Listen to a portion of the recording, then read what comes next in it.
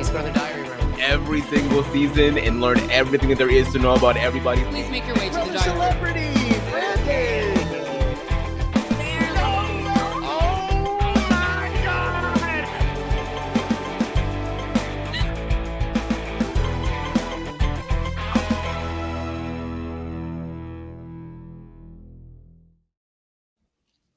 What is up, everybody? Welcome back to another episode of The Diary Room, a Big Brother podcast where we're trying to find the best player in Big Brother history across every North American Big Brother franchise that there is and ever was. And we're going to keep going today, pulling the next 6 players with another great guest, another returning guest. But let me wait one more second before I bring her in. First, of course, I'm Matt, here as always with Aman. Aman, what's up? Hello, I am glad to be back. As always, making our way downtown. It's got to be record numbers of the amount of times that you've done that exact same. I am a man of habit. What can I say? Someone go ahead and clip them all together and do a little montage. Please. But yes, we are making our way down this wheel as it narrows down even smaller and smaller. Back with us today, somebody who the first time they were on this podcast wasn't even on the television show Survivor yet. It was about to premiere a couple weeks later. But since then, that has happened, along with a whole other year's worth of life's journey. Aysha is back with us today. Aysha, how's it going? Hello, I am doing well. I'm so excited to be here. I don't think y'all had your intro the last time I was here, so that is so cute. Ooh. Yeah, I've been seeing that. I was like, oh, y'all are just leveling up in every way. So I love this project. I think it's so fun, and it's just a way to continue to be excited about Big Brother. Because with 27 just ending, there will be a lull. It's so weird. I think we're still adapting to not having Big Brother Canada to look forward to. But yeah, I'm so excited to be here. Like you said, so much life has happened in the past year, or even since I was on this podcast last.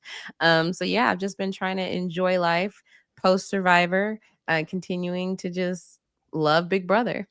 I still can't believe that you were on Survivor. Like, it still feels like a fever dream for me. And like, furthermore, as far as I'm concerned, you were never eliminated because I turned off the TV the minute that the votes were read. I still haven't actually watched your torch get snuffed. So in my mind, you're still on that island. So hey, still there. I love it. Still at this point, that must be like a rescue mission. She's playing the longest season of Survivor at no demand right now in my head canon. Okay. Could you imagine the tan I would have?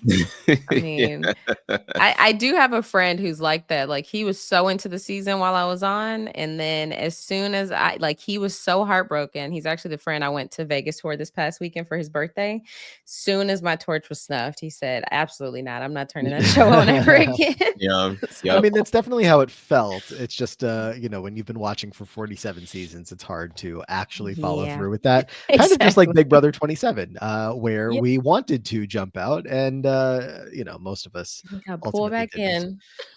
So everyone knows the deal around here. We record some of these episodes weeks in advance. So by the time you're hearing this episode, you've known the results of Big Brother 27 for a while. But let me just tell you, behind the scenes here, we watched the finale last night. Now, the players from the season are still not going to be added to the wheel for one more week. We want to give ourselves a little bit more breathing space just to process what we saw literally last night. But Aysha, let me turn to you. Aman got to talk through his whole thoughts on the finale podcast last night, but I don't think I've heard a single thought from you about how the finale went. I was over the moon. I mean, it was such a I had so many emotions because going in, the exact situation I wanted to happen was I wanted Morgan to win part 3 so that she could take Ashley. We have this lovely final 2. We see them fighting it out. We already knew Ashley had a solid case coming into it. She was going to have to win over the jury. We knew Morgan. They're already thinking, oh my gosh, she's played this amazing game. So I was like, it's going to be great. It's going to be great to hear. But the moment Ashley wins part 3, I didn't even consider that being a possibility. So I was just like, oh my, wait, I am so happy for her. Like, I'm so proud of her. And she gets to have this Steve moment to cut the person that is going to win the game. And I was just like, wait, but does she win? Like, are they too sold on Vince? I was so nervous. But the way that she, like, when she was going through the Q&A, I was like, Ashley, he's done. You don't have to keep. You're getting. He's already dead. Yeah, he's already. He's already dead. He demolished him in the question. If anyone was like watching that, worried that it still wasn't going to go her way, like you weren't paying attention. I mean, it's exactly. We knew Will and Rachel were voting for her, and then Ava was so locked in. And once Kelly laughed at Vince, I said, "It's done. Oh, it's a wrap." Any other votes would be great, but it's done. The 4 are there. Yeah, I was surprised when I saw people that were still a little nervous after she cut Morgan, because I was like, I mean, I haven't watched the season as closely, so maybe I'm missing something, but like the vibe that I'm getting is not at all in Vince's favor right now. So yeah, she cleaned that one right on up. Yeah, the past 2 episodes, Amon, that we recorded, again, were before the finale aired, and we were sitting there in a world that Morgan was probably going to be the winner, and obviously that, has turned out to not be the case. Morgan is going to be entering this club of robbed, like, incredible players to, go all the way as deep as she went, 3rd place, whether you want to make the Vanessa comparison or not. So just crazy how this all shook out. It's kind of wild too that, they were feeding us with the feeds until the last second. Like the fact that the feeds were still so entertaining until the last second, which actually played a part in Morgan doing so terribly in part 3, because she had no time to study. She had no time to prepare herself. She had no time for adequate rest, because Vinny was just hounding her and trying to constantly like get this reassurance. And it paid off in Ashley winning, having the balls to have that move. Like to make that move, to be able to sit there and tell your friend, I'm sorry, I'm evicting you because I'm trying to get myself the win. Like that takes a lot of heart. That takes a lot of like grit. And I'm just like so proud of Ashley. It was such a rewarding experience to watch her win 6-1. Should have been unanimous, but how can you blame a person who is like, has spent so much time with Vinny at this point that like, Morgan knows Vinny's game more than anybody. Right. Exactly. And she's like, I got to give him something, because if he goes out unanimous, she knows he's just gonna be heartbroken. Yeah. And I feel so proud of Morgan too for just how she handled everything last night, because it was just so composed.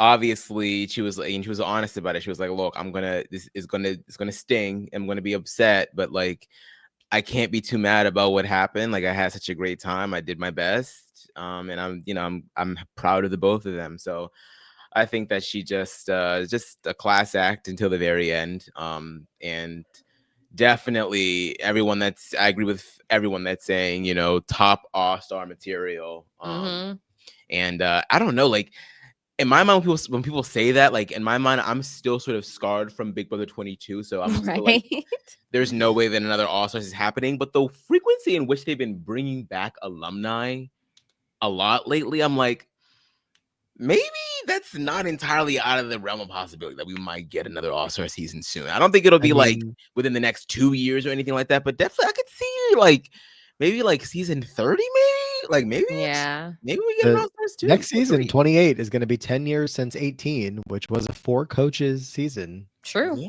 maybe. Look, I actually, and some people may hate this idea, but this is my thought. I would love a season where like we just got to see the strength of a social game with Ashley. Like we got to see how that can pay off, how that can pay dividends. But I would love to see a season of all-star comp beasts, because then they're going to be forced to have some other type of game, because only one person's winning each comp, right? So if you bring back like the people who in their seasons were like needed, like just were easily just one comp, so maybe with some exceptions that we probably wouldn't want to see play again, but it would be force these people to have to lean into the strategic side of the game, have to lean into the social side of the game, because then that part of it will like the competition element of Big Brother is not the most important. I think that'd be really interesting. Yeah, and that's the exact thing that they don't want to ever give us because they hate us, or because I guess the casuals don't care about that Yeah. kind of content or game. You know that they're so mad about the Ashley win. That's not what they were editing for. That's not what they were hoping for, and To see sucks. Keanu win Oh, of America's course. favorite player. They would have loved it. I mean, that final part, the part 2 of the HOH comp, extremely physical. Keanu was definitely a favorite in that. And I do want to talk about that comp before we get too far away from talking about BB27 at the top of the episode here. Besides Ashley making history winning the season, Morgan making history coming in 3rd place, Vince made history this season. He was not just a part of Vorgan, his 4 HOHs, his impressively underwhelming gameplay, not to be too harsh, and all culminating in that part 2 meltdown. I mean, Oof. not for the reasons that he would have wanted to make Big Brother history, but we will never forget that.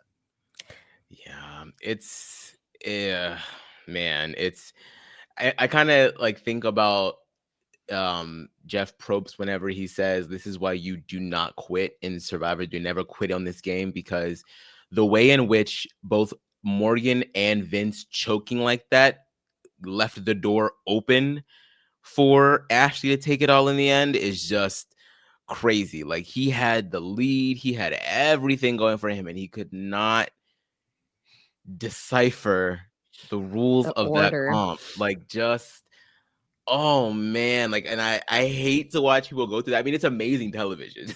Yeah. I hate to put, because when I put myself in the shoes of somebody like that, like the regret that like must sit there in your soul is just oh god, like. But he still got 2nd place at the end, and he could have gotten nothing. So there's still some light at the end Which of he the was tunnel. about to if his bestie won the final HOH competition. Yeah, I just like Ashley just demolished her there. Like, yeah, we couldn't even get through. I mean, don't get me wrong, it was a very hard competition. Yeah. But with the part 2, let's not forget that was a choice from Morgan not to call out Vince order. Like, they were cheering them on. She wouldn't have been allowed. I was like, they can't influence the competitions. They were yelling, like they were providing commentary the whole competition. What would stop but I don't them think that from I don't saying think they that? can give them. I really don't think that they can do that. I don't know, and I really don't think they should be allowed to do that. Like, it's like a on the big thing. challenge. I was gonna say it's a big thing on the challenge, and like it Yeah. gets its criticism there. But this is like a whole different. If she specifically helped him, I don't know. I don't know. Like, I don't know. I don't necessarily know if there's anything precluding her. Now that I think about it, I know for Frankie, he's probably not allowed to say anything because he's right. But I don't like. I mean, I don't know. It's not as if there was anything explicitly said like that she's not allowed to. But I mean, in her mind, I don't think that she really wanted him to really take it in the first place, because then it's also tough for her game with Ashley if she's outwardly pushing for Vince to win, even though it's obvious that she wants him to win. If she's like going out of her way to help him win, and then Ashley still ends up winning, Ashley definitively is probably cutting you at that point, even though it was already going to happen. Crazy stuff, crazy finale. Can't wait to keep the conversation going for a long time to come about this season, the Rachel of it all, and then the end game, the Vorgan of it all, the Ashley of it all. Like, it is so much to talk about. And like you said, Aysha, we have this podcast here to bring us into the off season and just keep the conversation going. Yeah. So that should be lots of fun. Aysha, the last time you were here, it was fun because we got to hang out. But the matchups, maybe not as fun.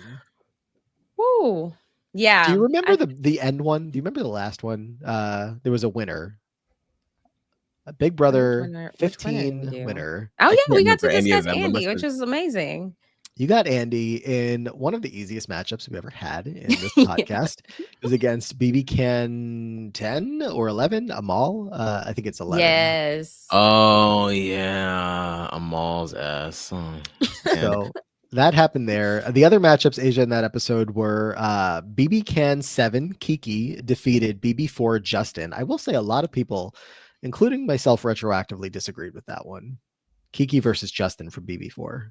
Did we say that Kiki won? Kiki won that matchup. And you disagree now? Yeah. I'm not mad about people for disagreeing, but I'm also like not enough that I wouldn't still choose Kiki, I think. I would have chose Justin if this happened right now. Growth from me, at least. Mhm. And then we had from the same BB Can 7, Mackie lost to Judd from BB 15. So you just had the BB 15 and BB Can 7 episode for some reason. That's what the Right. wheel gave you that day. Just this is wild. The- Hopefully the wheel is kinder to me today. I hope so too, So we can have some especially fun. because there's still so many big names on this wheel as we narrow it down. So about to get to that, but Aysha, also one more thing. So we got this side of the story from your fellow castmates, Teeny and Andy, when they came on the podcast a month and change Okay. ago. The Mark McGrath story. Yes. He came up on the wheel about a couple episodes after they were gone, after they came on Ah. with us. What and who did he go against? I should have had that information prepared. But I do know that he went through. He was matched up against the first ever evictee from Big Brother Canada, Kat from BB Can 1. Oh wow. So Tough call. Mark took it. Yeah. Okay. Great. Because yeah, he was very kind to us in Detroit when we all got to meet him. And it was just the most random thing getting to see Sugar Ray and the Bare Naked Ladies. And Mark McGrath was just like, all right, who won your season? And we're like, Was she's right Rachel there? here. Oh, Yeah, she was. He's like, oh my gosh, that's amazing. And he was just like high on life. But that was really, really fun. And did Teeny and Andy also tell you about them nerding out on Big Brother in the car?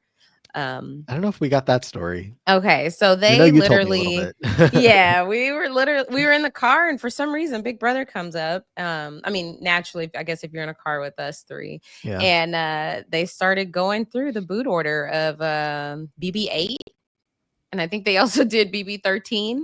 Just like, all right, first, and I was just like, wow, like Encyclopedic stuff. Okay. literally, yes, I was impressed because you think about these seasons, but then if you just have to like sit down and go like who got evicted in what order, like then I'm Vince. I'm talking Yeah. 66. Like I don't know. I feel like there's only a few seasons that I can do that by heart. The other ones I would have to like really sit down and think about it. I'm sure there's more than you're giving yourself credit for. Yeah, maybe. Just like obviously the first one out, you can, Yeah. There's like you get caught up in the middle, especially the seasons that you know and love so well, and it's just like if you're really locked in. I do the same activity by myself when I'm sitting in the dentist chair. So sometimes you just need something to think about, and right, and that's it. Yeah. I still haven't learned if I can put an AirPod in during that or not because I don't. But I feel like people I probably do. Yeah, I do, and it helps with the noises sometimes. And I'm like, I don't want to be rude, but I also would love to have a distraction. No, it's rude when the dentist talks to you and they're in your mouth. Yes. So like, where are you how from? you doing? I'm sorry. For me, it's like, can you tilt your head back this way? Can you tilt your head back this way? Can you tilt your head back this way? I'm like, I'm sorry. I don't know why I keep leaving your work zone, but I went to the dentist recently, if you couldn't tell. So anyway, all right. Well, shall we get to the wheel? Yes. Let's do it, baby. For the final time, we're going to see this wheel, sans Big Brother 27, which means, I don't know, some either lucky or unlucky players that don't get the opportunity to get matched up of this summer's best. Yeah, summer's best. I would love to get to argue Morgan down, but I know. Here I am. Well, a week you off. will when she comes into round 2 and yes, back for round 2. So, very true. Very true. That certainly will happen. Also, just notably, Rachel's going to go back on the wheel as of the next time we do this. Brendan still here, so I wonder if they are like two ships passing in the night. Yeah, that'd be crazy. Or they go up against one another. I mean, I think we have to let me not predict the future, but I would imagine if I see BB27 Rachel versus BB, what are we doing? 12 or 13, Brendan? Either way, I mean, yeah, okay. Just if we picked Brendan at like if anything compelled us to pick Brendan would be like sending us the hate mail himself to say, put my wife through the next round. Right. I'm good. It's an automatic Rachel. Yes. All right. Well, let's find out where we're going to begin the day here with our first spin. Back with Aysha for round 2. First her round round of the day. Our round 1. And we're going to be going, oh, so close. Oh, that was a close one, girl. Well, Brittany Haynes was right there. Brittany's right there. Instead, it's fine. We'll talk about Big Brother Canada 5's Dylan. I can't escape Big Brother Canada. You're not going to. We still have plenty of them here. I believe this is the last newbie from BB Can 5 to come up, for whatever that's worth. I think it's I was about to say the last newbie to be evicted. Well, I guess no, because Dimitri's got evicted technically. He did get evicted. Yeah, Yeah. All right, Dylan, where are you, buddy? There you are, Dylan. In the early stages of the game, Dylan formed an alliance with Dallas and a showmance with Emily. Following Dallas's eviction, he and Emily joined up with the Six to run the house. When William won HOH in week 5, he escaped eviction but lost his number one ally, Emily. For the rest of the season, he laid low and let the bigger targets take each other out. In week 9, Kevin made him the replacement nominee, and he was ultimately evicted in a unanimous 2-0 vote. I'm really mad about this Brittany thing. I'm always like more mad for like you, Aysha, because like you could have had Brittany, and maybe you still will, but I'm just like, come on, what are we doing here? I know. It's like, okay, don't get me wrong. I did love BB Can 5. But Dylan's probably not one of the top people I'm thinking about when I think about BB Can 5. Yeah, you don't say.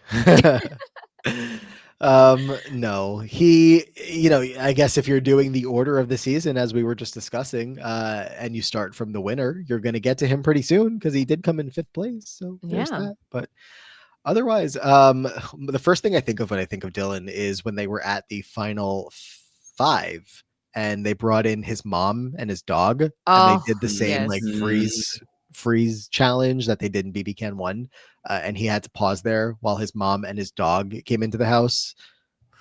Yeah, I don't think I couldn't do it. He was so cute. It was so cute. And I think that's sort of like what was so nice about Dylan was, he has this big hulking frame. He's a professional boxer, if I'm not mistaken, but he was just really, really sweet and just really nice and gentle. And he had some feelings for Emily that I don't think that Emily necessarily reciprocated in the beginning, but then sort of like softened up to him. But the thing about it was that like he just, outside of that, he didn't really have a lot of people in his corner. He had a really nice tie with Dimitri's and Aysha, which is what helped him last as long as it did. But I feel like with all of the newbies crashing and burning around him, it really depleted any type of chance of him to actually make it to the end.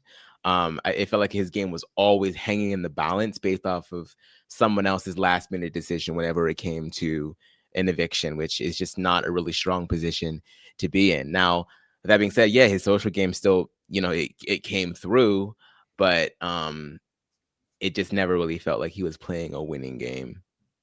He's the victim of the final 5, like Damica, like final move of convincing Karen that you need Dimitri's in the game. And so Kevin was HOH. It was Dylan and God, I'm not going to remember all this correctly, even though there's only 5 names. But either way, Karen was the crucial vote that needed to evict Dylan over Dimitri's, and they convinced her to do that so that Dimitri's and Aysha, specifically Dimitri's, could fight against Kevin to beat Kevin in the game, because that's what Karen wanted the most out of the game at that point. Yeah, because at that point, Kevin really wanted Dimitri's out. Yeah. Like, obviously, you don't want a pair going into the final 4. But like you mentioned, Amon, his size, he has such a, like, with his size, you would expect him to just be an obvious big threat. But the fact that he was a teddy bear and he won only 2 competitions, like, it like decreased his threat level, and he was able to just kind of like play this, like, I don't know, like I feel like to say like BB27, like Ava, like non-threatening position, which is wild because you're just thinking, like, people may think, oh, this guy's eventually going to start winning a whole bunch of comps.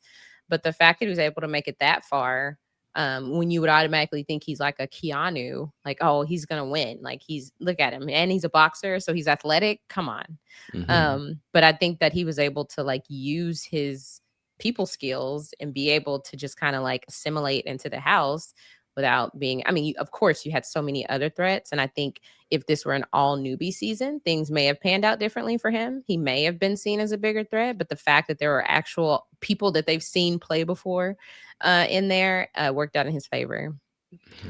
I was there for his eviction night. I've been to 2 BB Can live tapings, and this was the first one. Nice. And I mean, look, going to the taping was like the coolest experience of my entire life. So the second coolest experience to when I got to be in the house with Taryn after the BB Can 7 finale. I will brag about that for the rest of time because it was literally the coolest thing I've ever done as a Big Brother fan. But so this eviction was one that I will always remember. And it's just Dylan. It's just Dylan Carmen from BB Can 5. But yeah, that final 5 round was insane. Getting to see Dimitri, Aysha, and Kevin all make their way to the final 3 as like these big power players of the season. And then of course Karen, who's like this major character that we've all started to fall in love with. It was a crazy end game. And the reason that BB Can 5 is still maybe my favorite season ever. I go back and forth. Such a good season. It's fantastic. It's dynamic and fun and edgy and heartbreaking, but also just fantastic TV. Just a lovely. I think in the last episode, Aysha, speaking of like, a heartbreaking, you almost get Brittany Haynes. Aika Wong almost came up. I believe it was for Ethan's episode. So you're just saving her for me. Maybe this would be a great time. Let's do it. Come on down, Aika. Or anyone super fun. Let's do it. Second pick of the day is going to be, well, we're gonna keep it in the BB canning it up. Family. Oh okay, I mean, there are worse names. Now, this is back-to-back BB Can 5th placers. 6 and 7 back-to-back seasons as well, or 5 and 6 rather. Back-to-back 5th placers. Yeah, Maddie. Yeah, it's so funny because the first thing I think about when I think about Maddie isn't necessarily. I know what you're gonna say. Aysha, do you know what he's gonna say? No, say it. Oh gosh. It's just the BBUS versus BB Can sequester episode, and one Aika Wong just completely eviscerating Maddie in one of the rooms. Just yeah, it was And as a Aika fan and a Maddie fan, it was a tough day for me. Love Maddie. She is one of the sweetest people ever. Her and Bobby are still one of the cutest Big Brother showmances. They fly under the radar. You don't think of Maddie and Bobby a ton when you think of like BB showmances that have been together. Obviously, they weren't. Are they still together to this day? They're still together. Wow. Okay. Going strong. And BB Can 6 was how long ago? So crazy. Well, Maddie? Yes. Maddie was best known for her membership and friendship with the Secret 3.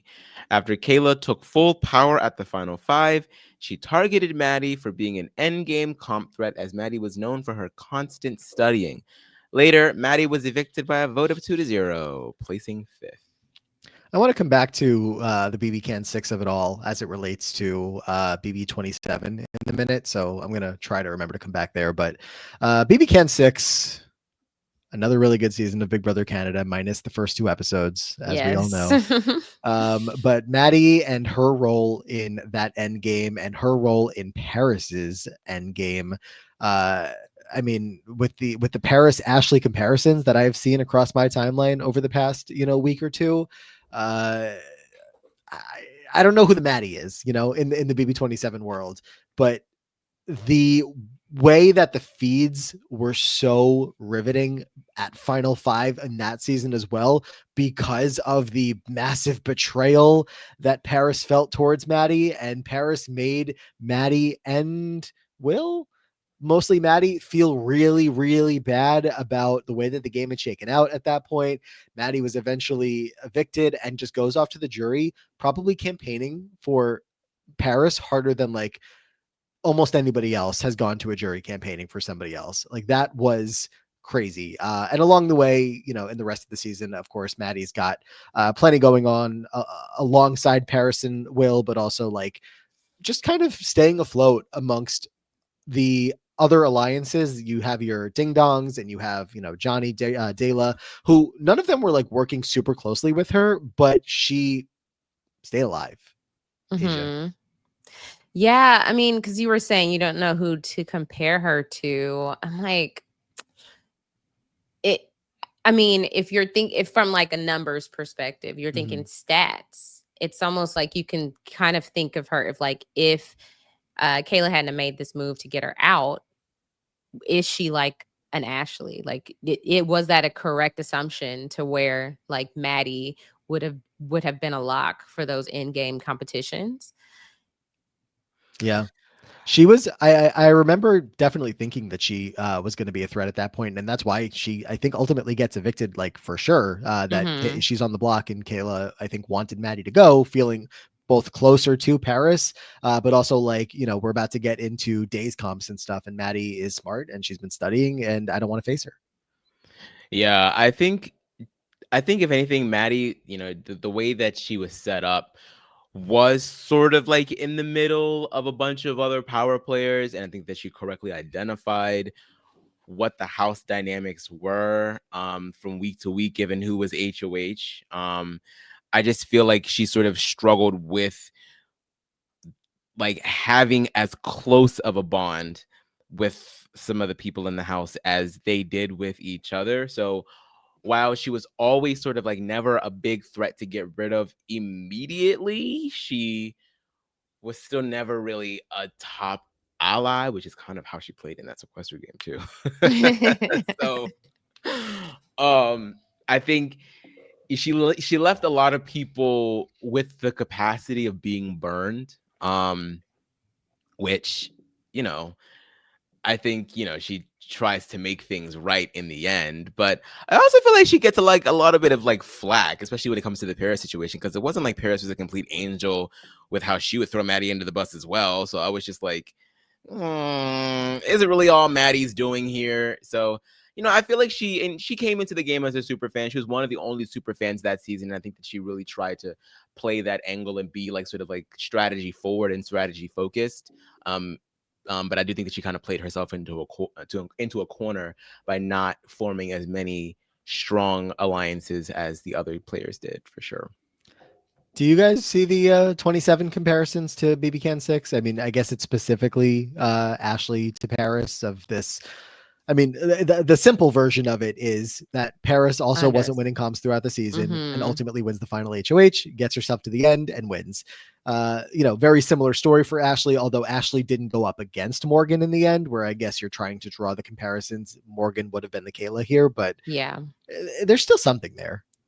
Yeah, I see it. I feel like the general vibe of this season is similar in some ways, where BB Can 6 and BB 27 are engaging from start to finish. And there's drama, but most of the drama seems relatively clean. There's a few things here in BB 27 that are a little crazy, but it's like you kind of still walked away from the season feeling satisfied that you got a lot of action in the season itself and a lot of gameplay from the players, even if it wasn't always the best. I feel like strategically BB Can 6 is way better than BB 27, but I think the general feel of it, obviously, I think is sort of the same.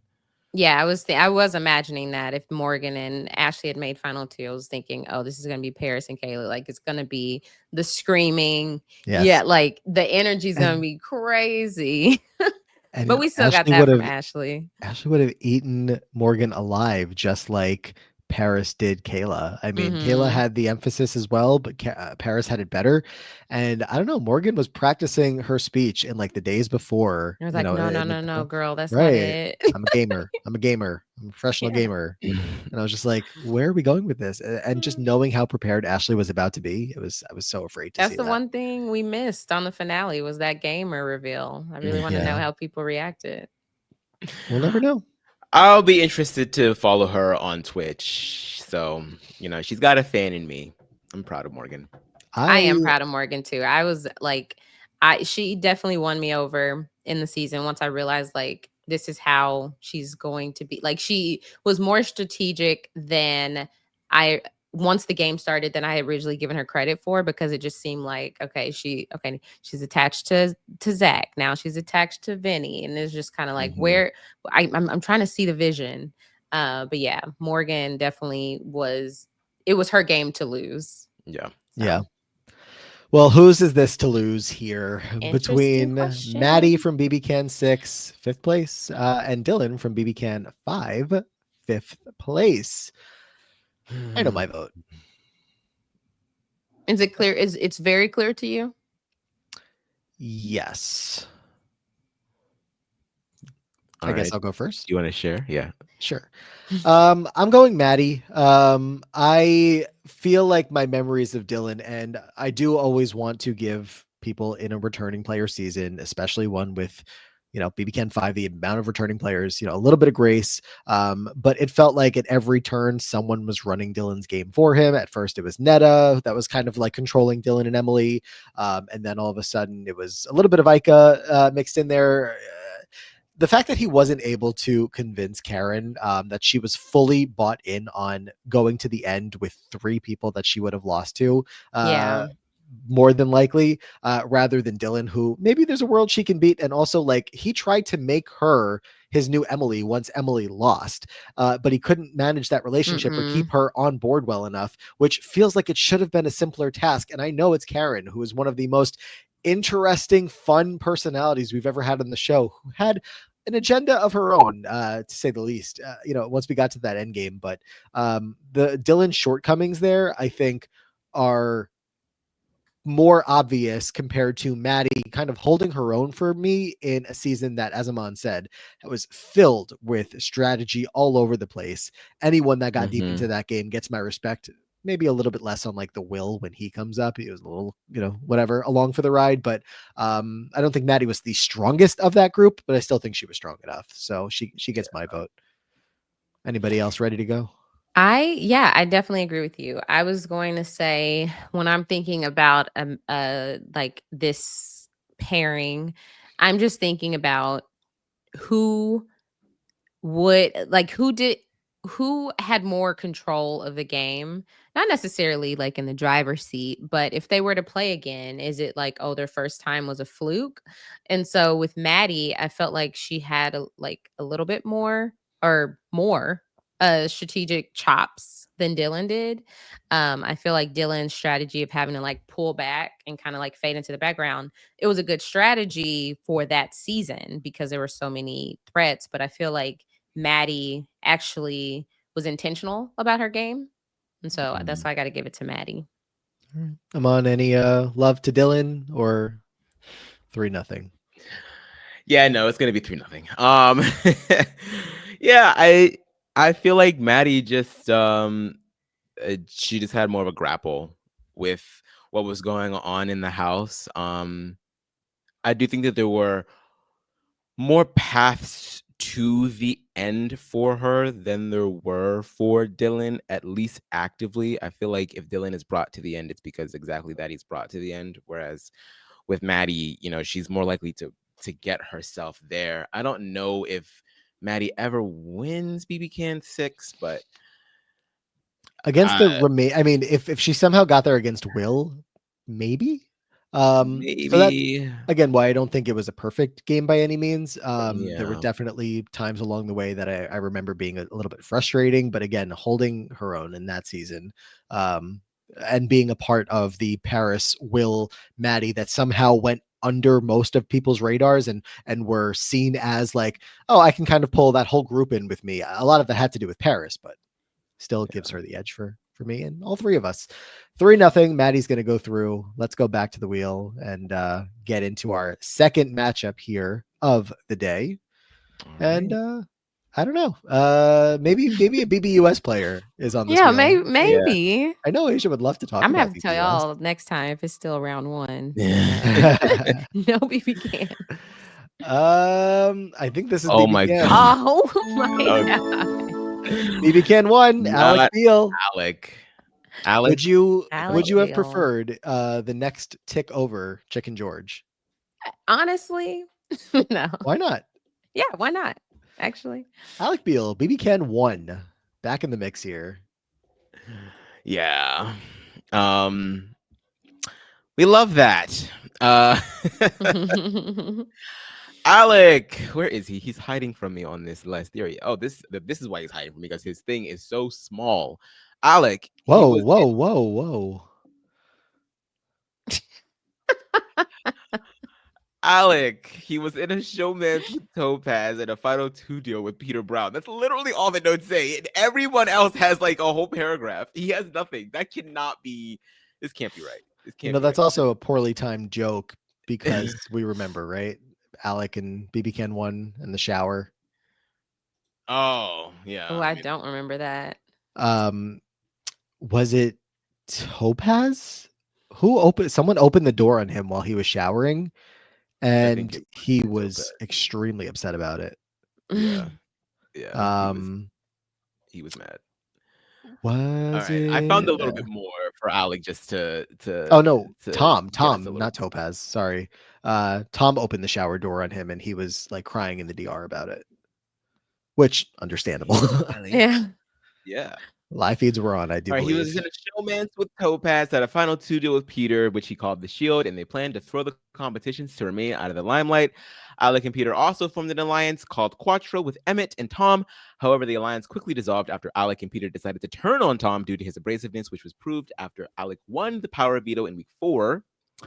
But decided not to save Tom and voted to evict him instead. Later, Alec won HOH in week 5 and sent Suzette to be evicted, as he previously learned that Suzette saw him and Peter running the game. However, his game crumbled during the instant eviction on week 6 when his showman's Topaz leaked out her alliance with Alec, Peter, and Gary. Without knowing the other house guests were watching her to make the decisions. This led to the other side of the house, and Peter went against Topaz's wishes and sent the pawn AJ Berman instead of Andrew to the jury. Although he wasn't nominated on Andrew's HOH, and his showman's Topaz made a deal with Jillian on the HOH comp after, Jillian eventually broke the deal and targeted Alex instead. Alec failed to win the POV and was evicted by a 3-1 vote. And unless I missed it in that blurb, which I'm glad you found more, Aysha, one of my biggest memories of Alec is him and Peter had nothing to do with in the game, had to do with them in the jury house and a certain pact that they made to not vote for Jillian because sometimes juries actually are pretty bitter. Yeah, sometimes they are. Sometimes there's not somebody there saying, "Don't be bitter, y'all." That's not what we're gonna do. Right. And especially with this being BB Can 1, like this was kind of setting the tone for BB Can. And it's funny hearing that synopsis because you're just thinking about how much of an impact Topaz had on this season in so many ways. I know. She messed up her game. She messed up the vote. Like, oh, geez, Louise. Although that was, her stuff, her dirty laundry getting aired was not her fault. Like that was, that was crazy. And crazier that it continued to happen season after season. Maybe not in the exact same way, but BB Can was certainly not playing around when it came to being down to expose you when you least expected it, just like unfortunately happened to Alec. The Shield definitely a big name, a big alliance name in why was it spelled like that? I think I don't know if it was like specifically like referencing a wrestling like another wrestling duo or group or whatever, but Peter Brown is a huge wrestling fan. And I think that had some influence on all of this. Yeah, Shield with a Y for those curious. But they had obviously a big influence on BB Can 3. JP goes into the house and he's a big fan of the Shield and tries to recreate some of that magic as well. Mm-hmm. So they had a big impact. Season 1 of BB Can, certainly not though referenced in the exact ways that like BB2 is for Big Brother US, of like the one that started it all. Like people aren't really talking about BB Can much. BB Can 1. Yeah. Yeah, I think, yeah, I guess because BB Can 2 just becomes such a smash that it gets overshadowed. But BB Can 1, and it's pretty solid television. The ending is kind of crazy, but Right. it's Yeah. it's still pretty And good. And go ahead, Asia. I mean, Alec was one of the main like Mhm. players this Yep. season. The fact that it took only one time of nominating him to get him out. Like he definitely was one of like the strategic forces this season. And I mean, that is something that people, I mean, until I was gonna say the Four Horsemen. The Pretty BB Can Boys. 7, the Pretty Boys, yes. Until the Pretty Boys, it seemed like the Shield were like kind of like, maybe if people weren't referencing them by name, they were kind of thinking about this like duo being able to kind of like build and just have that allegiance to each other and trying Yeah. to recreate that. Yeah. I And think that this season just had a bunch of worthy competitors, and just truly like in the competition sense, where anybody could have won on any given day. And when it kind of mhm, broke down to Alec and Peter separating themselves from Jillian and Emmett, because they were separating themselves more from Emmett at that point. Tom is already gone, so that alliance is broken up at this point. And I think the lines ended up being Jillian, Emmett, Andrew, and Tala on one side, and then Alec, Peter, and Topaz on the other. And when you're a split house like that, whoever wins the comp has the power, and he mhm. goes out on a week that the other side had the power. So not much you can do about that, besides try to win and save yourself. But it was not a bad pick. If he was going into another season today, I wouldn't bet against him. I feel like, Yeah. as far like there's a little bit of hubris when it comes to Alec, because he was in such a nice position with uh uh what's that boy's name? Peter. Peter. Peter. What's that He boy's was in name? such a good position with that, with him, but being well positioned on either side of the house, that when things sort of did start to crumble, like this really like cool and calm collected demeanor that he really had really kind of all melted away. We saw a little bit of his like petulism, or petulantness, whatever the word would be, when Suzette was being evicted and he laughed during the eviction speech. And then when all of his stuff gets like outed, basically, I mean, like, it's not his entire fault, but like he just starts like crying and like being so beggy with everyone, and it's just like, this is like, oh, so where is this guy that was in control of everything? Like, you and Peter were trying to be like Chilltown in the DR, and now all of a sudden you're like crying to mama because your game is just all up in flames. So I feel like it made it that much easier for his competitors to be like, get his corny ass out of here. It's just like, you're not really handling the adversity very well. And again, I give him some defense in that, like, it's not his fault that his game was exposed in that way. But like, even with Topaz, like, he tried to distance himself from Topaz, and I'm like, it's out, boy. Like, it's out. Like, there's Yeah. no running away and being like, oh, Topaz, like girl, come on. Like, it's either like put up or get out, So yeah. I Yeah. say this as a And man who loves a good cry, but when you're in a crying contest and your opponents are Alec Beal or Vince, oh uh, gosh. good luck. Yeah. Mm. And BB Can 1 was one I didn't watch live. I started watching at BB Can 3, Hey, and then I same. just went back and watched BB Can 1 and BB Can 2. So I wonder, you know, because there were live feeds, right? Yeah, Yeah, they were Yeah. like, yeah. Yeah, I probably would have a stronger opinion on his game if I were able to watch it play out on the live feeds. But as we know, the show does not accurately capture everything that goes on in that house. I say this all the time to myself, and maybe I've said it here before. I would pay so much money for the live feed updates of every season that they don't exist for. Like, I know that they Mm-hmm. exist in like written form in a bunch of different places or a couple different websites, but like the podcast version of what we have Yeah. now from Taryn, to like have us walk through every single season, every single day. Like, it's just It would I be so would much I fun. would just pay for the footage.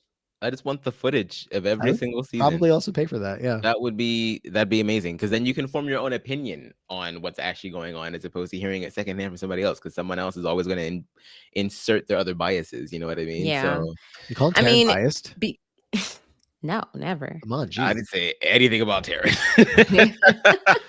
Well, I was praising Taryn. But Well, you know, look, I get what you mean. with the capabilities of AI these days, True. you can all the ones that are in written form, you can just drop that into like some there are platforms out there. You can drop the written text and it can create a podcast for you. Let's not do Mm. that. Trying to put all of us out of a job. Right, literally. All right. Well, let's find Alec an opponent. And surely there's Big Brother US players on this wheel. No, I don't think they're on this No, list. No, we They're are all going out to to get lunch. 6 BB Can players here today. And that's not me trying to jinx the wheel. Who are we going to match up against? Alec Beal, member of the Shield from BB Can 1. It's gonna be BB Can again. I can feel it in my bones. Oh, Aysha! Aysha! Oh my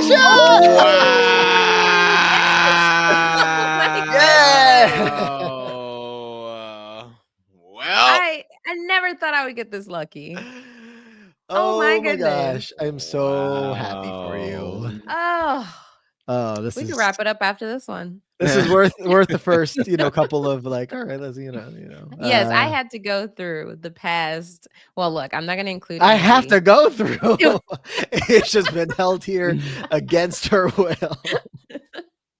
No, honestly, this is the best pick I could get, because I like, for as long as I've watched Big Brother, since I've 12 years old, I would always tell people Danielle Reyes was my favorite Big Brother player ever.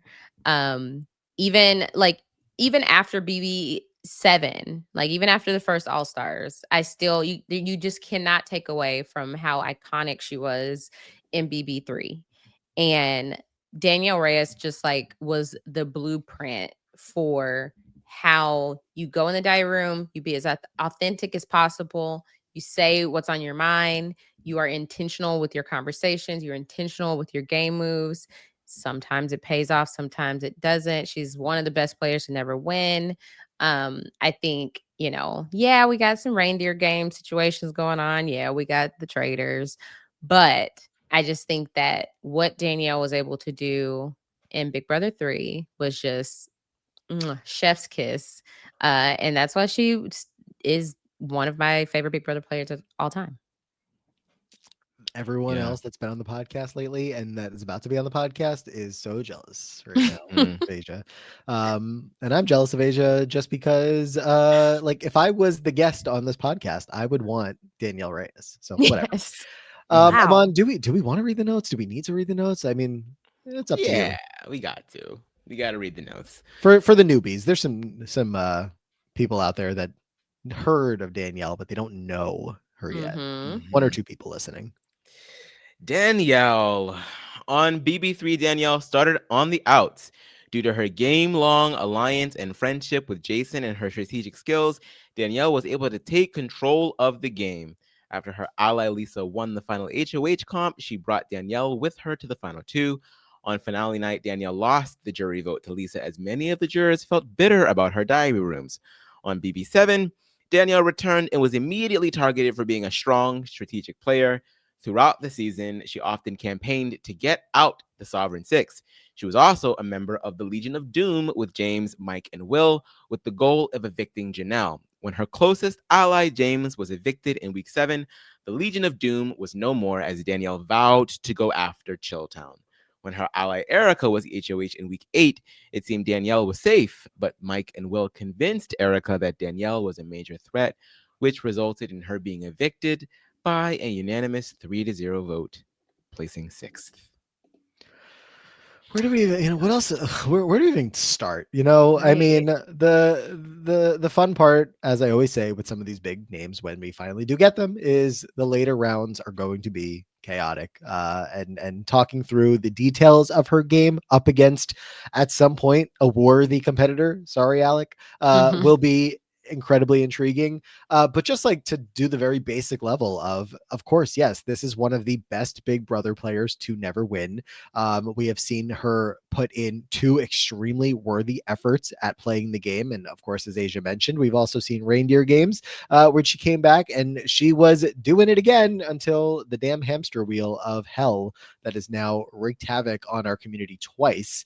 Get rid Showed of up. it. At this point, I mean, look, I was down for the compelling episode that we got there, and I knew it was a competition-based game. So when it happened the first time, I said, all right, even though it took out Danielle. And then when it happened again, and it wasn't supposed to be on a regular Big Brother season, enough, get rid of it.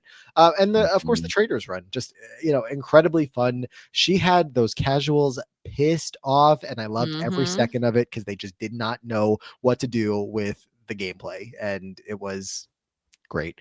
But the BB3 run itself, is all you even need to look at. Yeah, I mean, I really feel like the way that the public was receiving her game, um, in the Traders was exactly how the jury received her game in BB3. It was just like, how dare this woman have all this stuff to say about all these people and be so good at the game at the same time. Like, it's almost as if like people just can't stand to see someone be so socially adept and still come into the diary room and be like, girl, screw these people. Like, people just don't like that. And I'm Like, like, can't mix personality and strategy. right. And I'm like, but why? Like, it'd be one thing if she absolutely sucked, but even then, people find this people absolutely iconic. The ones that absolutely suck at the game and still have to have the time to talk shit. Like, that's hilarious to me. But for whatever reason, people just can't appreciate that the first time when it comes to Danielle. And I really feel like, I don't know, like, I feel like Danielle Reyes, if I'm being too honorific, sorry about it, but I feel like she is like, she invented the modern day social, like the modern day strategic game, having the secret alliance, like inform, like, and also to a degree, floating as well, like inserting yourself in multiple groups, not really being the figurehead of that particular group. Like, it just, the girl was out here, okay? She was working. She was making things happen, and it was formulating plans week after week after week, and it was just it's just so fun to watch. The idea, 100% what you just said. I mean, the idea that people like come together on any given Survivor, Big Brother, whatever, and they say, let's work together, no one would suspect us. Yeah. Who started that? Yeah. It's very proven, very worthwhile in any game to be working with somebody under the radar, especially when you can link up with the exact right person. She identified that in Jason, and away we went. Exactly. Like, I mean, even Morgan and Mickey tried to mimic that by not socializing with each other in the game. And it is like Danielle and Jason were the blueprint with this. And the fact that they even had to change the rules of what the Yes. jury could do because Danielle should have won. It wasn't one of those things where, oh, the jury saw and then maybe we should switch things up. No, it's specifically because Danielle did not win, and they realized it was the effect of them being able to watch the entire show, see DRs and all, and change their opinion. Like, there was a need for limited information by the jury in order to pick the winner. I think that, even just to see Danielle won BB3 in my eyes. Sorry. And so Look, I stand Lisa all day, but great woman. I know. It's just like, you look at that scene, it's like that's the first instance of this person who was sitting final 2 should have won, right? Like, you're thinking like that's the general consensus. Much respect to Lisa for having the winner. Everybody, that's a statement that everyone's like, everyone who won should have won. So in that scenario, everyone thinks that Lisa should have won because, everyone who won deserves to win that particular season. Yeah. But with Danielle Reyes, it's like, oh my gosh, even personally, to see this Black woman be able to play this game so well, and then you're like, wow, it's attainable. Like, oh, I can taste it. Like, she's the reason I applied in Big BB 17, and made it to finals. And the entire time I'm saying Danielle Reyes, like, who's your favorite player? Danielle Reyes, season 3, just always just like, that was just like the guide, because it was just like, oh my gosh, I can always remember the impact she had on the game. And then even just fast forward to today, where now we have 3 of the 5 past winners are Black women. It's just like, that's what people have been craving and wanting, and like, oh my gosh, salivating for since Danielle Reyes lost. Yeah. Like, no one else came that close who was a Danielle Reyes that was just like, oh my gosh, this person, did it happen again? Did it happen again? And the fact that we've gotten that 3 of 5 past winners is just like, oh, that just speaks to me. And it's amazing. We probably won't see it again anytime in the near future, I think. I mean, we said that when Xavier won. Yeah. We said it again when Taylor won, and then Chelsea won, and now she won. Like Ashley won. So like, I don't know. I mean, like, it's looking like, yeah. It's just like, I mean, it's gonna be. I think it'll be one of those things where it's just like, next season, BB28, the attractive Black woman who like, people are going to be targeting her. And it's just going to be one of those things like, y'all, we should go after her. And Can't say why, but we should. should. I saw a little bit of discourse about that at the beginning of this season, because Ashley was such a popular winner pick, and people said, "Oh, because Chelsea won recently." Like, kind of what you just said, Aysha. And on the flip side of that is what you just said, of like, maybe that puts a target on her back somehow. But look where we are today. Yeah. So yeah, and it's and even for people to have that thought too, it's just like, Ashley and Chelsea are completely different players. They are like, they could play on the same season because they are operating in such different spaces in the game.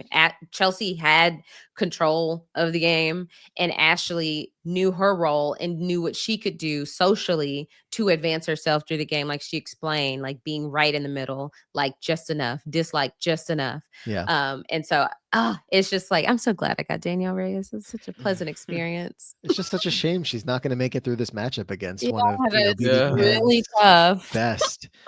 But no, just what you guys are saying, it's been really touching and really nice to see the posts from Chelsea, from Taylor, from Xavier, of you see the graphic of like the recent winners, and it's just nothing like what the seasons before the diversity initiative kicked in looked like. And so the fact that we've obviously gotten here to this point, everyone, wants to take it a couple steps back and say, thank you, Davon. And everyone wants to take it a couple steps back and, the next person.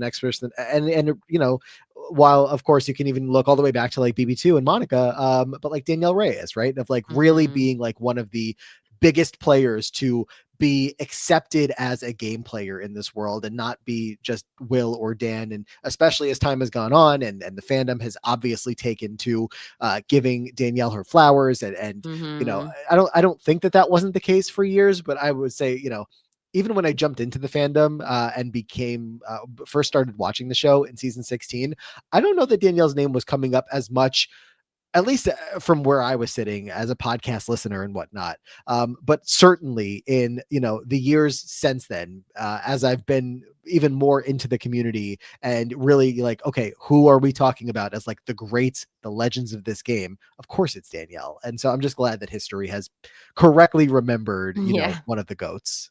Yeah. Such a legend. She's one of the people on like even BB22. I was like, bring her back. Like, why can't we have another person? Like, why can't she be on this cast? So anyway, easily beats Alec.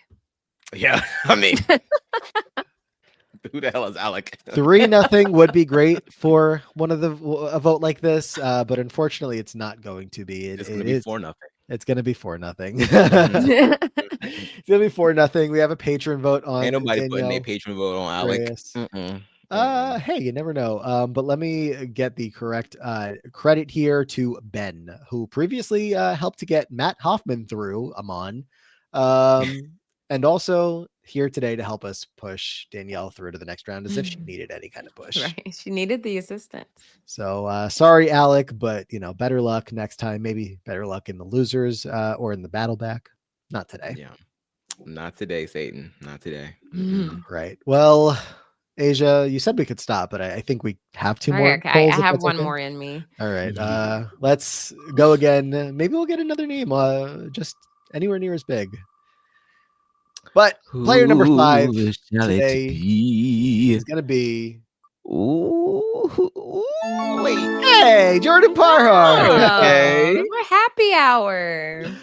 Oh, this is fun. JP. Look, if we're gonna go back to BB Can Asia, let's go back This is to fine. This is the one of the few exceptions I'll make. our beloved longtime friend, previous guest of the podcast, Yes. Jordan Parhar. We just talked about him a little bit ago and his trying to recreate the shield a little bit, but we know it didn't go that well. But there's so many great things to talk about with JP. So Amon, do we have notes? Yes, we do. Jordan began the game alongside his secret final two, Zach, creating the Diaper Alliance. Wait, weren't they Newport? Newport was Kevin and JP. Oh, that's right. Okay. Creating the Diaper Alliance. After Zach was won. it? The Diaper Alliance was with like Peely and the young ones. Or Yeah. maybe he's saying. I always mix up the Kevin and JP and the Zach and JP, so maybe I'm wrong about that. I think it is Newport, and maybe the larger alliance you're talking about with both of them in it is the Diaper Alliance. Yes. Yeah. It's like 4 people, right? Yeah. Newport was JP and Zach, and then which one? The Fortress was Kevin and JP. Okay. Whatever. All right. Jordan began the game alongside his secret final two, Zach, creating Newport and the Diaper Alliance. After Zach won HOH in week 5, Jordan celebrated openly. Growing paranoid that the celebration revealed their alliance, Jordan asked Zach to put him on the block, confident that they had the numbers. After Cindy, Jordan's previous showmance, returned to the house with information from other evicted house guests, she set her target on Zach. Much to Jordan's dismay, Zach chose to keep the nominations intact. Despite being confident still they had the votes, Cindy chose to turn against Jordan as an attempt to weaken Zach. Jordan was blindsided and evicted by a vote of 5-4. Oh, JP. Oh. Yeah. If you weren't watching BB Can 3, as was laid out there, not the best move in Big Brother history, is made there. Jordan goes up by him and his own allies, decision to try to cover up their alliance, try to do a little bit of the Jason and Danielle, and say, hey, maybe people won't suspect that we're working together, but obviously in a whole different circumstance, and it's not the way that they intended all of this to go, because the next thing you know, we have this very iconic photo of JP on the couch, stunned that he has been evicted, and Godfrey leaping into the air. But hey, Asia, if that's all going to happen, you may as well just go off and start one of the most successful reality TV, Big Brother coverage podcasts out there, alongside Rob Sesternino. That's a pretty good way to go about things. Absolutely. Yeah. The Happy Hour was one of the few, like one of my first introductions to podcasts when I started listening regularly to like coverage of Big Brother and Survivor. I really enjoyed that podcast. And I thought it was a clever name. I was like, get any better than that. But yeah, I also enjoyed just Jordan on BB Can 3. I think that was, imagine we don't have that moment and Godfrey goes home. We wouldn't have today. You would have to say Ashley is the only Big Brother player where her first HOH was the final HOH. Yeah. But because Godfrey survived, he went on to be the first Big Brother North American player to, his first HOH to be the final HOH. So there's that. Yeah, Jordan, fun to watch him play because another super fan, really, really enthusiastic about the game, just really wanted to come in and play like all of the greats. He wanted to be like Dr. Will. He wanted to be like Dan. He creates his own little version of the Shield / Chill Town with Zach.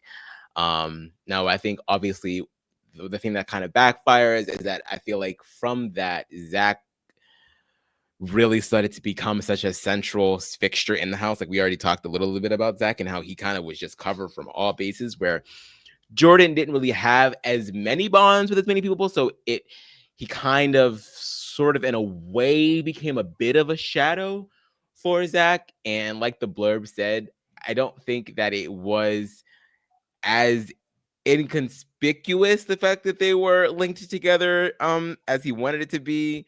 Now that doesn't mean that you overplay and you're like, oh well, I don't want it to be that obvious, even though it's kind of already obvious, so put me on the block. That's where I'm like, okay, buddy. And sit down and throw the veto competition by just not Yeah, moving. you need to play your hand. Play the hand that you are given. If you expose your cards a little bit, then that's it. Like it's fine. Like you don't need to putting yourself on the block to evade suspicion is just not the way. There's so many to other go. ways. Yes. So many other ways. So I think that is the flaw. Like what was going on there? He got such a unique experience, gets to get voted out of the jury by the final three. Essentially, they had to mutually decide on one person that they wanted to agree, that they could agree on being evicted from the jury. And it ultimately just came down to, he was the first one in, so he's going to be out. We were surprised when he made the jury in the first place, because the numbers of the season, we didn't think he was going to be on it, but Arissa said first member of the jury. And we were like, oh, great. The superfan guy gets to go live his dream and go be on the jury. Kind of. He lived in the jury house, but ultimately didn't get to vote. Not to make this whole podcast about me, but like I have a connection with every single BB Can player that's come up so far. Jordan has become a very good friend over the years. Dylan, I was there for the eviction. Maddie, was very friendly with, especially around the time of her season. And who was the other one? Alec, I've met. I spent my birthday with Alec once accidentally. Wow. Me and Maddie have something in common. We both have an episode of the Taryn Show. That is not something a lot of people have. I guess I have that in common with the both of you then. Wow. And Tripping. I've been on a couple podcasts with Danielle, so that's cool. Well, now we're really bragging. I felt like I was okay. bragging. Just Hey, I got to podcast with Brendan this season. Yes, you did. And I just want to say, by the way, Aman, so I have this podcast called the Diary Room Podcast that I co-host with my good friend. We talk about Big Brother. And if Danielle ever wanted to come on that podcast and talk to me and my co-host, would love it. Okay, I can try to reach out. I just have so much anxiety about reaching out about the podcast with some of these folks. So I just don't want to The worst thing anyone can say is no. I know. That's exactly what I say to everybody else, and I don't even follow my own advice. I can reach out to Danielle Reyes. Maybe we can wait till a couple weeks, but let's please. But then I don't know. I won't even be able to speak. Just be like, hi, legend. All right. She's so nice in person. She's really sweet. Let us pick our final player here of the day. Aysha, any hopes, wishes, expectations? I'm gonna say BBUS. Unlikely. Yeah. Because if it's BB Can, I think Jordan takes it. I can only hope so. Jordan famously on this podcast. Some good people left. Yes, Jordan came on this podcast and was a part of the Cassandra versus Johnny matchup. Johnny from BB Can 3, and he said, "I'm voting for my friend," and Aman said, "I'm voting with you." And Johnny went through. He said he did not. So all I'm saying is, if I'm voting for my friend in this podcast, sorry. And then not Jordan texting you later on, be like, "I didn't think he was going to do that." He did say that. I thought you meant Johnny Mac at first. So many Johnnies. All right, final player of the episode here today is going to be. Oh, that would have been interesting. Both of those would have been interesting. Sheila. Big Brother US Asia, Big Brother US season 9, which I don't think we've had in a minute, and it's gonna be Sheila. We were so close to having Swaggy C or Todrick. Yeah, those were two back-to-back interesting personalities. Or Parker. What is the best case scenario? Let's go with Swaggy, Todrick, or Sheila. Asia. What's the most intriguing?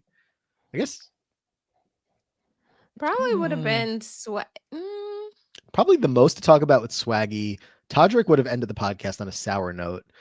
Yeah. I feel like he would have had the most to talk about, though, to be honest, Todrick, because there's just so much going But on like, with him. For the most insane option, Sheila. Yeah. So let's do it. Let's talk about Sheila from BB9. Okay. Alrighty, Sheila. Sheila's soulmate in the game was Adam. Sheila was outspoken towards her dislike for Adam. She also referenced being a single mom often, and this became a running gag on the show. She was virtually the only person who liked Allison. The two even concocted a story of being a lesbian couple to stir up the house. Sheila finished in third place after Ryan cast the sole vote to evict her. Yeah. She is nothing if not memorable on a season that in general in Big Brother history is not seen as the most memorable. Look, there's a lot to remember in BB9 if you want to remember it. And Sheila and her her lack of relationship with the winner of the season, Adam, as they were paired together, was one of the most memorable storylines early on in the season. Eventually, they can kind of come together a little bit and work together throughout the game.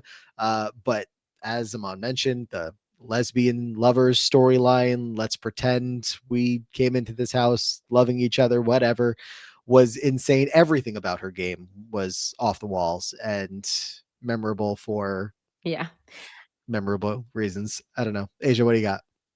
I just remember how much, just like how much she despised him. Like that's one of the most memorable things from BB9 as a whole is just Sheila's interactions with a baller.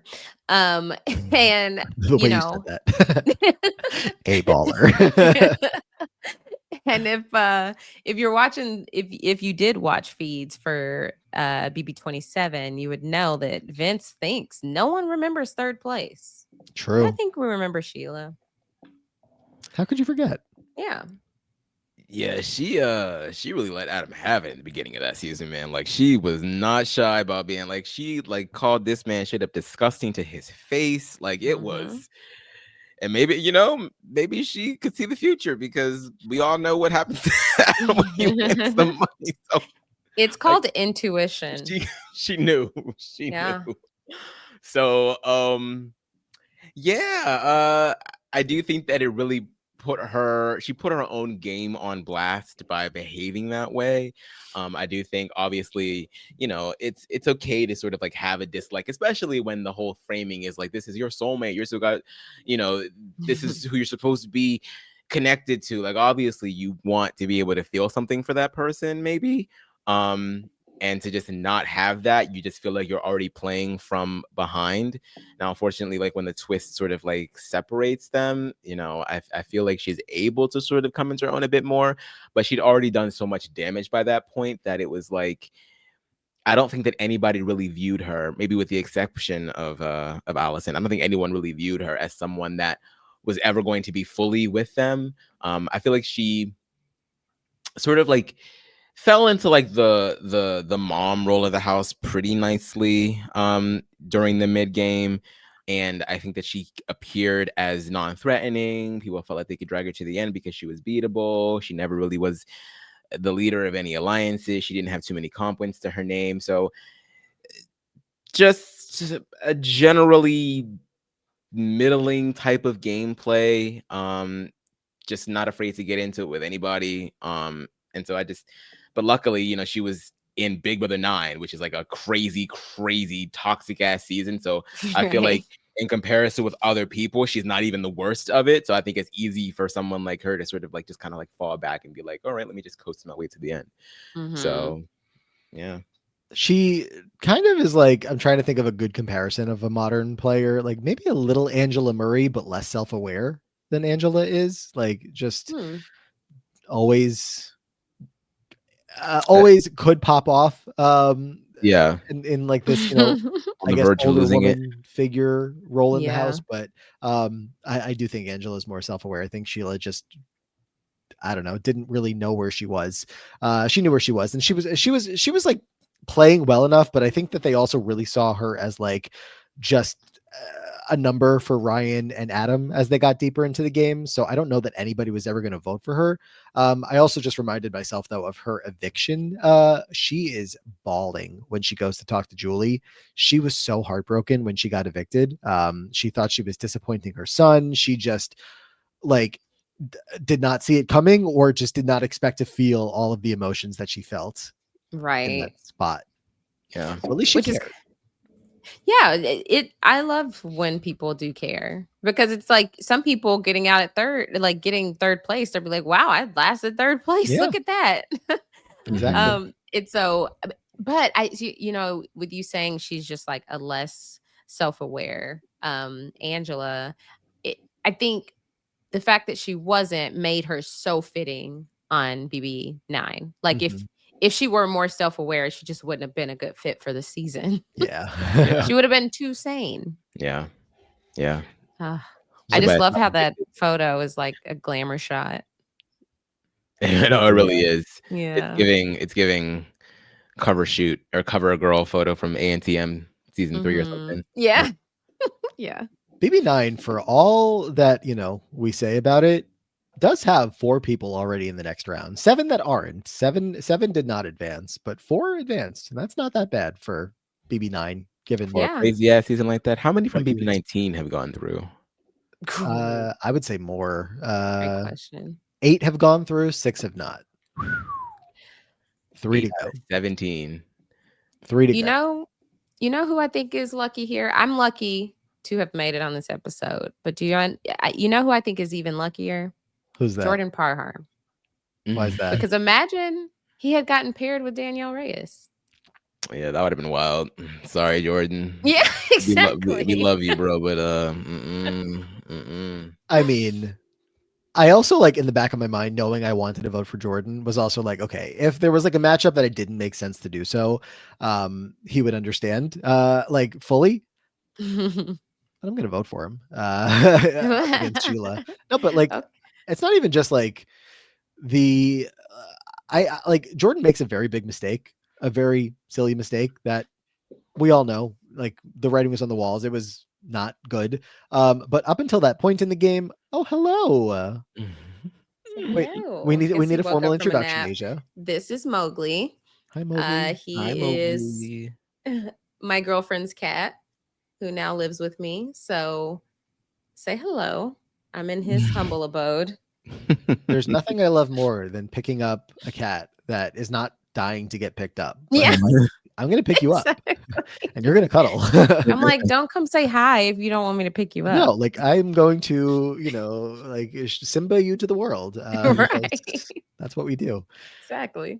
I don't know. JP, for the weeks prior to that, I think was setting himself up rather well. And just, he's a super fan of the game. It's going to work out for him more often than it's going to work out for Sheila and the way that she navigated that game. And while Sheila is a very iconic character, I'm giving it to JP.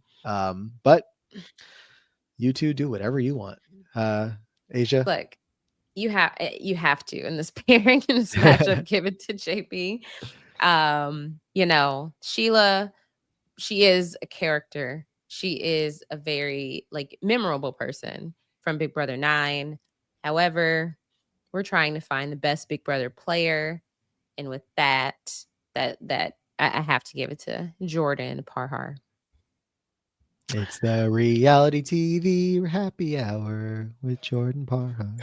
Because you can't spell Parhar without RHAP. RHAP. Reality TV happy hour. Oh, yeah. Yeah, so last time Jordan was here, he was like, I'm gonna vote for my friend. And this time while he's not here, I'm gonna vote for mine too. So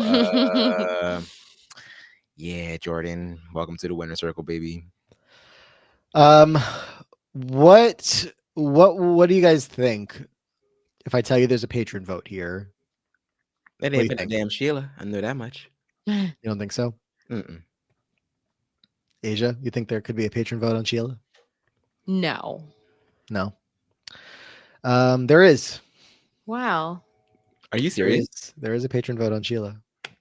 Oh, it doesn't matter any because 3-1. you know, But there's also a patron vote on JP. So in a very unfortunate canceling out of the votes, but also it wouldn't have mattered. The numbers were there anyway.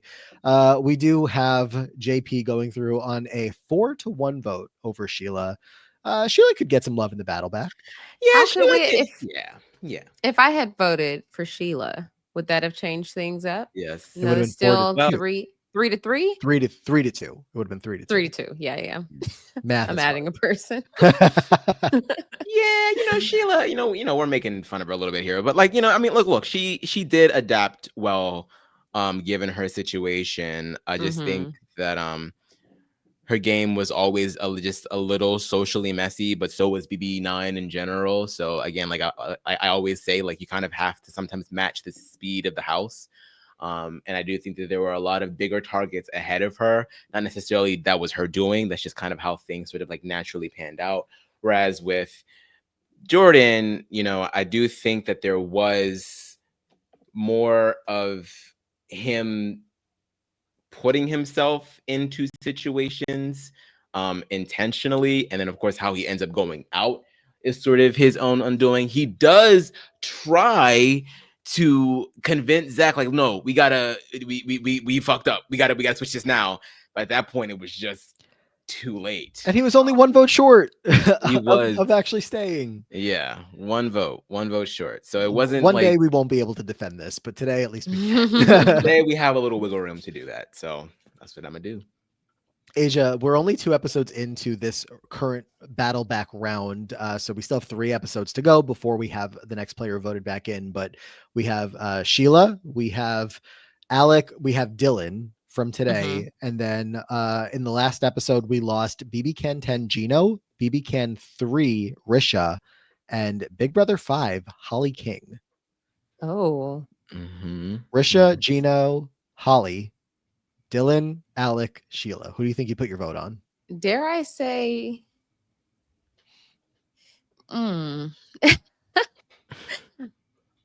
dare I say Gino?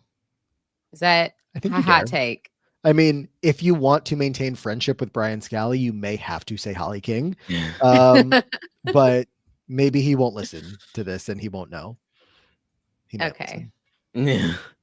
Yeah, Scally please, knows all. Scally, skip this part. Yeah. Yeah, I won't be mad if Gino gets the votes, but we'll see. Still plenty of time to go. That's 3 where I'm more leaning. episodes. Yeah, there could be some robbed people in the next couple episodes. So I mean, somebody else could have gotten Danielle Reyes, and but anyway, let's recap real quick for today what we had here with Aysha. We had we just said goodbye to Sheila from Big Brother 9 in favor of JP. Jordan Parhar from BB Can 3 goes through to the next round. BB Can 1, we lost Alec Beal today in favor of Danielle Reyes. Can you believe it? Can you believe it? It happened. Can't. And then in the first matchup, it's been a big BB Can day. We had Maddie from BB Can 6 go through to the next round over Dylan from BB Can 5. 1 player left, actually, from BB Can 5, according to my records. And Aman, you know who it is. BB Can 5, not a returnee or newbie. 1 player left. Not a returnee or newbie. No, it is. It's the whole cast. Only 1 player left from BB Can 5. That's not a returnee, or it is a returnee. Actually, I made that up. Forget that. Because I was going to say, isn't there a returnee that still hasn't been brought up yet? I was reading the wrong column. Oops.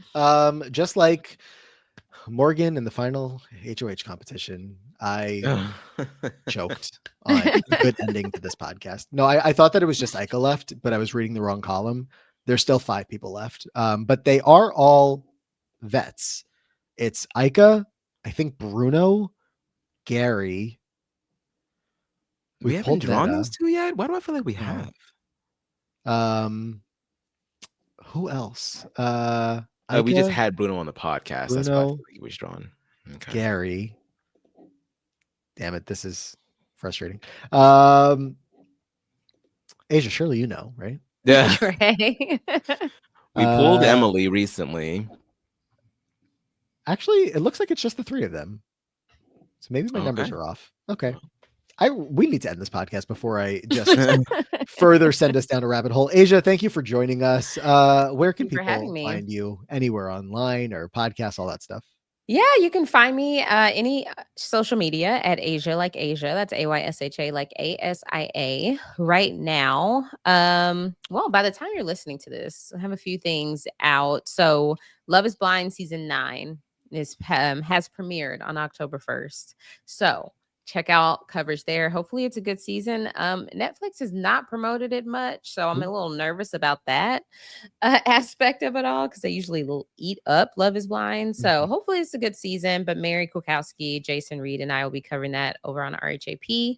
And then Jason Reed and I have a Patreon where we talk about old seasons of Married at First Sight and just some additional content to support our podcast, A Perfect Match, that's on RHAP. So you can find us over on Patreon at patreon.com/A Perfect Match Podcast. And we have a lot of fun over there and we podcast every single week. I think you're missing a plug, and it has to do with those two adorable animals right over your shoulder. I know you Let's can find see. them Follow somewhere. them on social media at K9 Spice Girls. You can find them on Instagram. You can also find them on TikTok. So there's that. Love that. If you're not following the Spice Girls, I mean, what are you Right. what are you doing? What are you doing with your life? Aysha, thank you so much for Thanks for having coming me. back. I'm so glad that this worked out, at least for the one name. You know, I know JP. it was all worth it. Danielle For Reyes, Danielle JP. Reyes. Not a bad episode. A queen. Amon, anything going on late October? Nah, I'm just out here kicking it with Matt here for the diary room, and that's about it for now. All right. Well, as always, you can find him on our bonus content, as you can find me as well. So next losers bracket right around the corner. A couple more episodes, we'll get there. But if you also just want to support the podcast, great way to do so on Patreon, patreon.com/the diary room. Get your votes in. If you still want to get some votes in for this round, and eventually we'll get to round 2, we get some votes in there for a player of your choosing. Also, please subscribe to the podcast. Like the video if you're watching us on YouTube. And I'll say, even more importantly, here's the call for today. A very free and easy way to support us is leave a 5-star rating and review in the podcast feed. As of right now, it's been a minute since the last reviews came in. So we love a good 5-star rating and review. It's very, very helpful. So Review us! Amon screamed, by the way, on the BB finale podcast last night, and he like shook the world. Did you listen yet? I listened to about 30 minutes live, then I had to go to bed, so I haven't finished it yet. Be warned. Do you know the special guest that hopped on the podcast? Oh, no. Okay, I'll leave that as a mystery. Yeah. You'll get there. But the noise that came out of Amon, I mean, I wasn't surprised. I've podcasted with Amon for years now, but the chat lost their minds. I looking back on it, I woke up this morning and that was like one of the first things that I thought about, and I was like, that's a little embarrassing. And typically I don't get embarrassed like that for acting a fool on podcasts. That's just who I am. But like I was like, ooh.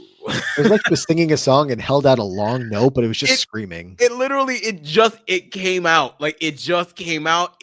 I saw the face and I was like, okay. Like, I just couldn't. Someone you've podcasted with before, you've talked to before, shouldn't have been that starstruck. I don't know. I just great guy. Just wasn't expecting it. I just wasn't. Well, if you missed the BB27 finale coverage on RHAP, go check that out. But also go check out on RHAP, myself and Sasha talking through all of Dancing with the Stars this season. Has been a very fun season, and we are covering it all on RHAP. So check that out, as well as the Free Agents podcast with myself and Brian Scally every single week, talking about the challenge and this current season of The Amazing Race, Big Brother. So lots of fun all around there. Next week, BB27 joins the discussion. They will be added to the wheel.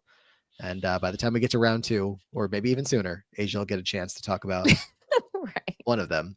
But come back next week. It's going to be 6 BB can next time. What if all of them get eliminated? What if all of them are up against like big names and they all go home? Except for the winner, of course. That'd be crazy. I mean, what if it is like Dan versus Ashley and Will versus Morgan?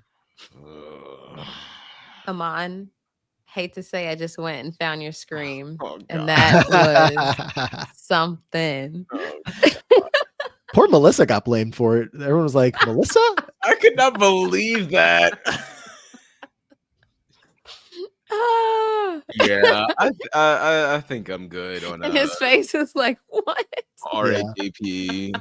You might have scared Josh away from ever coming back. Yeah, I think I Yeah. may have. I think I'm. But I look, think I'm that's not good. one of the usual, like if Taylor had popped on, oh, hey, Brendan had Mhm. popped on. We have some recurring RHAP guests, but Josh is not one of them. And you I'm not know? saying Amon freaked out because he has a crush on Josh. I know he likes Josh a lot, but it's like, when your crush walks I by and you're don't. like, Everybody. no, I know. That. That's what I'm saying. But like, like the meme of like your crush walks by, act cool, and you do the Mhm. opposite of act cool. I just love Josh. He's one of my favorite winners. He's just so fun to me. He's gonna Josh is gonna have a DM in like 20 minutes, being like, by the way, please don't think any less of me. Please disregard. Oh God. All right. Thank you all for checking this one out. Thank you again, Aysha, for joining us. And Amon, if you could scream as much as you want to in the mic to get us out of here. Our thanks to Aysha for joining us once again in the diary room. And until next time, guys, please go to the diary room.